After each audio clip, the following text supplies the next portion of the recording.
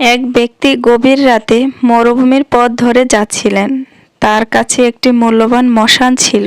হঠাৎ পথে তিনি দেখতে পেলেন একটি বিশাল লোহার সিন্দুক পড়ে আছে। তিনি ভাবলেন, নিশ্চয়ই এর মধ্যে মহামূল্যবান সম্পদ আছে।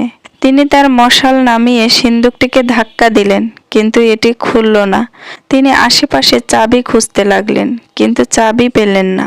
দীর্ঘ সময় পর ক্লান্ত হয়ে লোকটি যখন মাটিতে শুয়ে পড়লেন, তখন তার হাতে থাকা মশালটি নিভে গেল। মরুভূমি সম্পূর্ণ অন্ধকারে ডুবে গেল। লোকটি হতাশ হয়ে আল্লাহর কাছে প্রার্থনা শুরু করলেন, হে আল্লাহ, আমি সম্পদ চাই না, শুধু আমাকে এই অন্ধকারের ভয় থেকে মুক্তি দিন। তখন এক অদৃশ্য আওয়াজ এলো, তুমি যখন সম্পদ খুঁজছিলে তখন তোমার মশালটি জ্বালানো ছিল, কিন্তু যখন তুমি আমাকে খুঁজলে তখনই আলো নিভে গেল কেন? লোকটি উত্তর দিতে পারল না।